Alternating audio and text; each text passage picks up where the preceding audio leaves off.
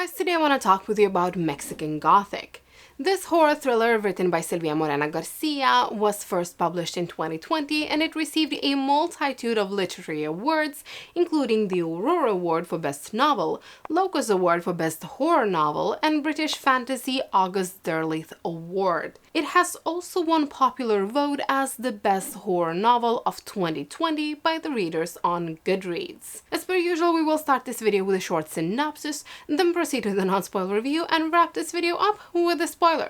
If you haven't had a chance to read Mexican Gothic yet, then do not worry. I will make sure to let you know when the spoilers begin. Mexican Gothic is set in the 1950s in Mexico and follows a young, glamorous, and strong-willed socialite, Noemi Taboada. Noemi's carefree life is suddenly put on pause when her father tasks her with traveling to a remote and secluded estate called High Place, after receiving an unsettling and weirdly cryptic letter from Noemi's newly married cousin, Catalina. As soon as Noemi arrives to investigate, she discovers not only the strange behavior of her cousin, but also of that of her English in-laws, the Doyles. And soon enough, this behavior turns from eccentric to genuinely disturbing. Let me preface this non-spoiler review by pointing out that I am not someone who tends to read Gothic novels. Not that I have something against them, it's just that I am not interested in this atmospheric genre enough to specifically seek it out. If I stumble upon it, great, and if I don't, then I won't miss it either. Truth be told, there are only a very few books that I have read in the last 5 years that would fit under the Gothic umbrella.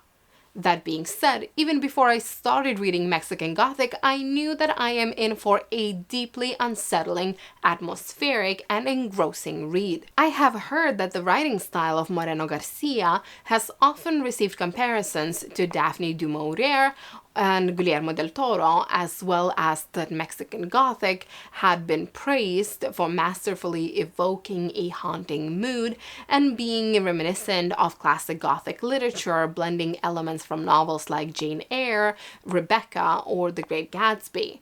And that's why I knew that this novel is a must. Well, that and the fact that I'm a sucker for a well-written horror story. Now, in all fairness, even though I ended up thoroughly enjoying the book to the point where I can't wait to get my hands on more of Moreno Garcia's works, I do have to admit that the book is a bit slow-paced.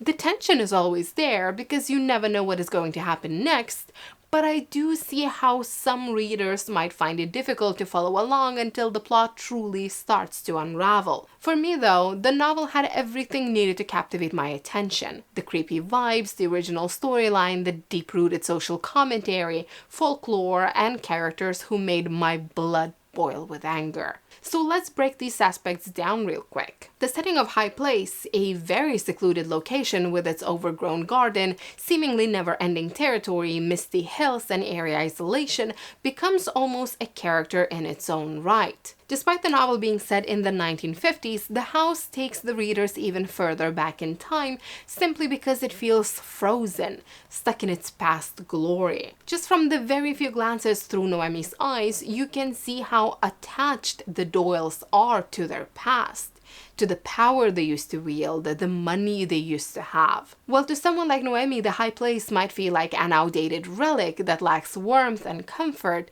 To the Doyles, the house is a proof of their family's importance. And it's not only the High Place, the whole town gives out a similar energy of time standing still. It almost feels like by stepping out of the train, Noemi teleported into a different reality altogether. And Noemi herself is definitely one of the best aspects of this novel. She is sharp, intelligent, and for the time period, refreshingly modern.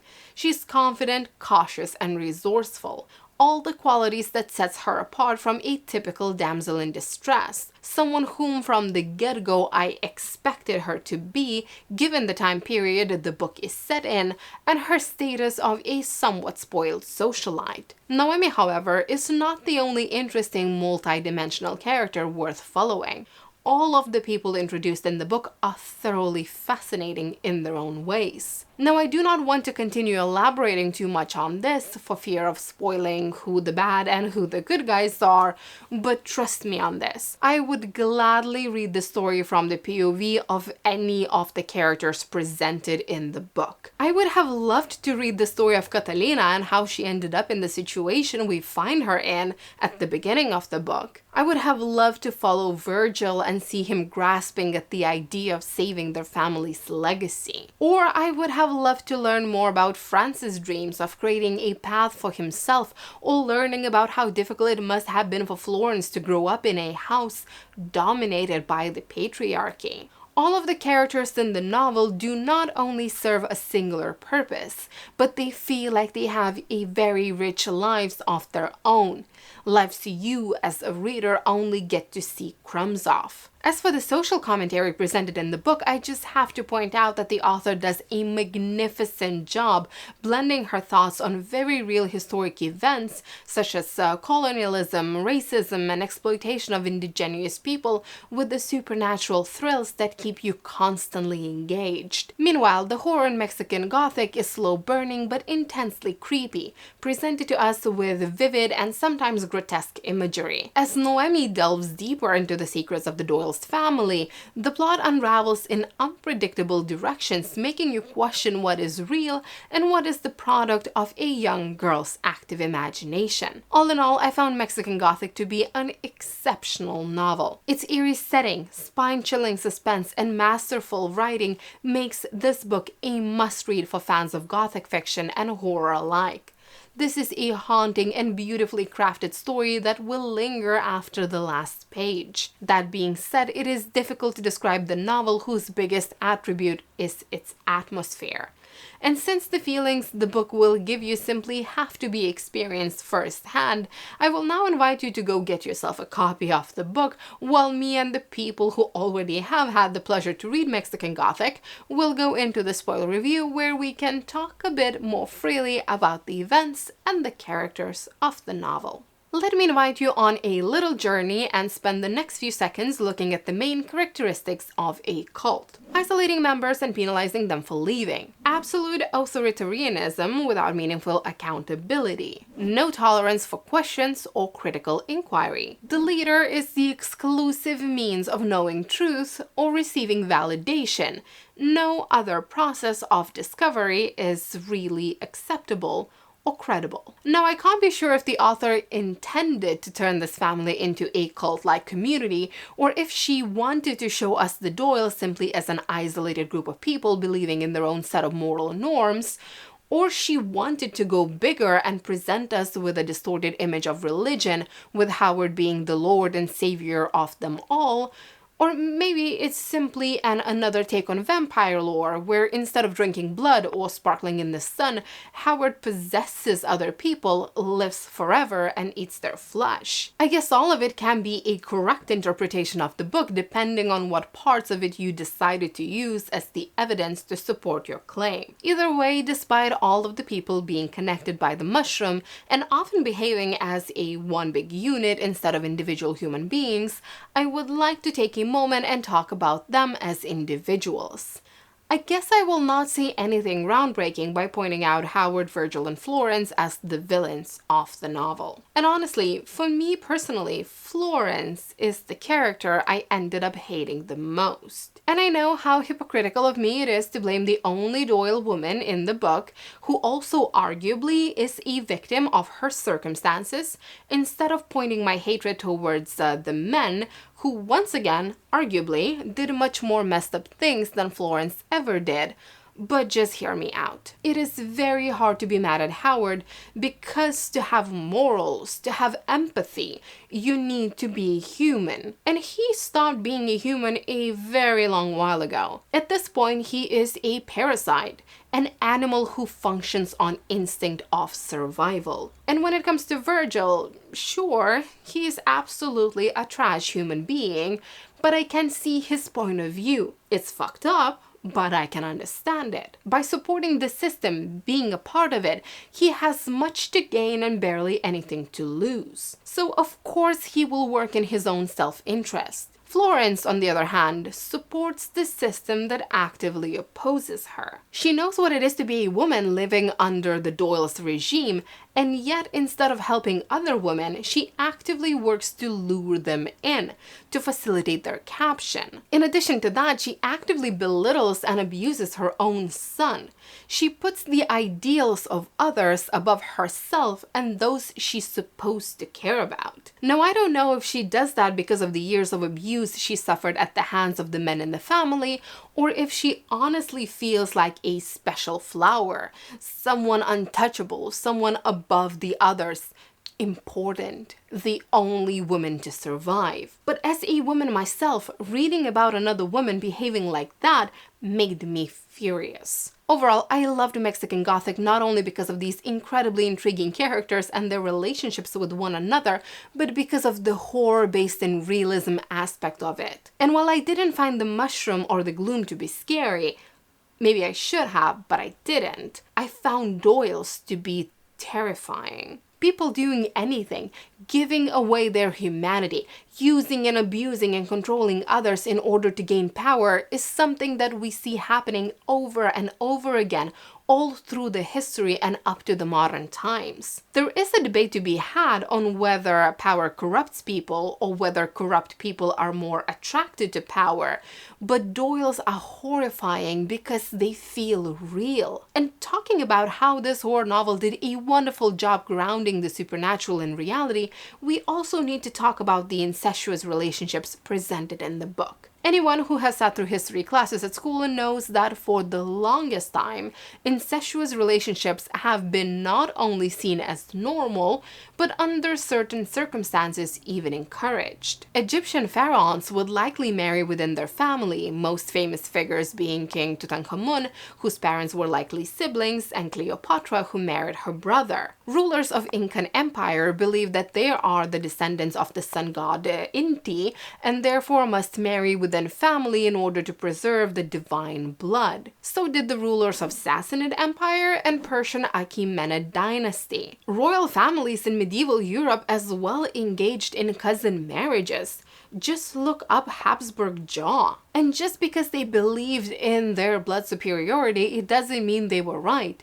If anything, we know for a fact how incorrect these assumptions were. Now we are well aware that incestuous relationships lead to a variety of genetic risks, developmental issues, higher rates of birth defects, reduced fertility, and increased susceptibility to diseases being just some of them. And while Doyle was willing to ignore all the risks in order to keep his bloodline pure, I honestly doubt that the pureness of it was actually crucial for the connection to stay intact. If anything, to me it felt like his need to inbreed was nothing more than psychological necessity, a way to claim to be the chosen one, someone special, someone divine. Throughout the book, we get multiple examples of people making the connection with the house and the gloom. If anything, to me, it felt more like a partly compatibility issue that doesn't necessarily have anything to do with blood, and partly compliance and indoctrination. While some people might be more naturally susceptible to the mushroom,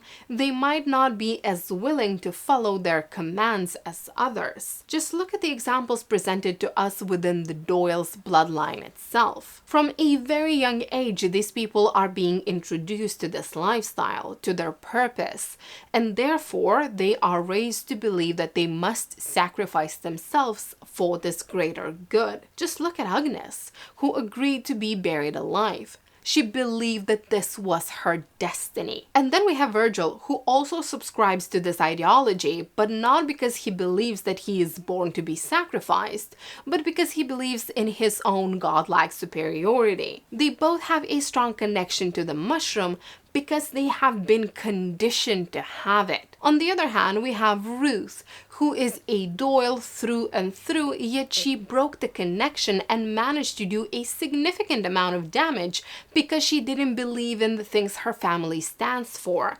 making me believe that while compatibility matters, compliance in this case matters even more. And before you come at me and say that Virgil was willing to sacrifice himself as well by becoming a vessel for his father, you should know that I didn't believe that to be the case even for a second. That's just not who Virgil is. Right from the get-go, he was shown to us as someone prideful and borderline arrogant. Men like him simply do not submit. Sure, he followed his father's rules to an extent. He married when he was told to marry and did his bidding while his father's wishes were more or less aligned with his own.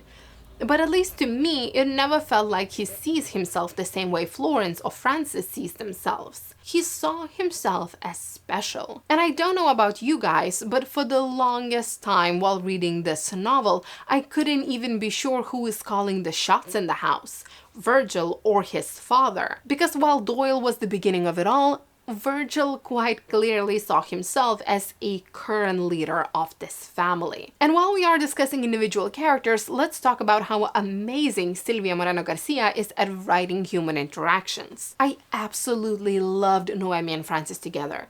Their every interaction was filled with subtle, unspoken words. They built such a strong foundation for their friendship and a possible relationship that not even once I thought that Francis might turn out to be the bad guy and betray Noemi unless he was forced to do it. All that being said, despite me thoroughly enjoying this book, I have to admit that the novel also had multiple weak spots. And while they didn't ruin the overall reading experience, they did feel rather illogical, especially after I finished reading the book and started discussing it out loud. Now, correct me if I'm wrong, but the only explanation we have received in the book for eating of newborn babies, I can't believe I actually said those words out loud, is that this is a part of the ceremony and this is how it has always been done, and that this is a sure way to strengthen the bond with the mushroom and the house itself. And correct me if I'm wrong again, but we were never really explained why the mothers of those newborn babies were instantly killed. We were never even really told that they were killed off.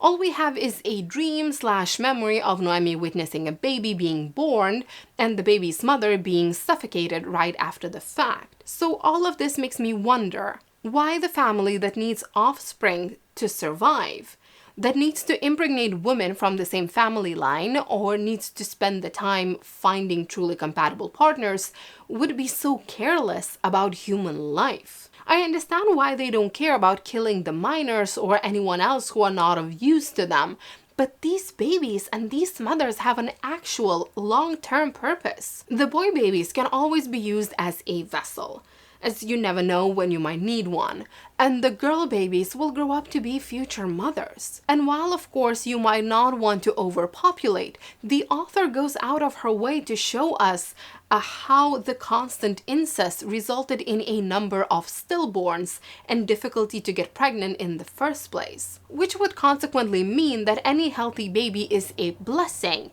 and any woman who proves to be able to carry out a term is worth keeping around at least until she stops being of recommended children-bearing age. And when it comes to the whole we eat the babies because it strengthens the connection, then why not to just eat the mushroom itself? Something they already do and something that is proven to work. To me, it almost felt like the author had added this information in order to drive home the point of how big of the monsters Doyles are. But for me personally, that was already established way before the baby eating information came into the light. Another weakish point, in my opinion, was the somewhat unclear rules when it comes to the hold the house has on the people living in it. While generally leaving some things for interpretation, especially when it comes to horror, tends to be a good thing, not truly understanding the boundaries of the hold and the consequences of breaking said hold didn't really work in this book's favor. We know that Florence and Virgil managed to leave the house for a prolonged period of time, long enough to be able to find a partner and marry them before taking them back. Francis managed to drive Noemi to the town and back multiple times without any consequences either. So did the house let them leave because it felt their intention to come back? But what if their intention changes while they are away? Will the house start to torture them in order to get them back? Or does Doyle, the self-proclaimed god, have this strong of a connection to everyone infected that he can control their behavior even from so far away? But if that's the case, then why would he try to prevent people leaving in the first place? Overall, this power, this hold, the gloom, it felt inconsistent. In some instances, all you need to do is say open your eyes and the bond gets temporarily broken. And in the others, you are completely drawn in and can't get out without a third party's intervention. I mean, sure, let's say that Noemi and Catalina have been drinking the antidote and that's how they managed to stay mostly unaffected. But Francis managed to kill his mother and stand up against Virgil. And while the hold was weakened by the time he fought Virgil, their fight happened in the heart of the house, right next to Agnes. And he grew up there. He has been inhaling spores all his life. He has been eating mushrooms all his life. And he has been following rules like a good boy all his life too. It kind of feels like breaking out of this hold should have been much bigger of an issue for him. Which leads me to my last point. The ending. While I loved the last chapter of the novel and the Noemi's and Francis conversation in the hospital, I'm not sure that I like how easy running away and ruining the gloom actually was. We're led to believe that Doyle has been around for multiple centuries.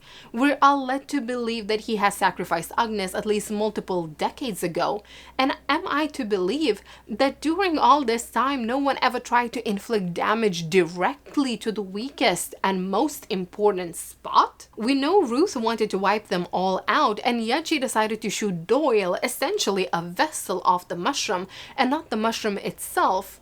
It's not like the location of Agnes has ever been a secret. And I know I'm being super nitpicky here, and I know that the book left us with an ambiguous ending saying that some mushrooms grow even better after the fire, but still, this last fight felt too easy. I think that I personally would have preferred if Noemi and Catalina would have managed to escape after taking the antidote, and Francis would have stayed behind in order to stop his family from coming after them. And don't get me wrong, I love Francis, and as I said before, I love him and Noemi together, and I absolutely wanted to see him thrive. But this idea that after everything that happened, the house, the mushroom, the escape, Virgil, aka the new god, that after all of that, Francis would still be trapped there and simply unable to leave would have been a terrifying ending. But that's just my opinion. What about yours?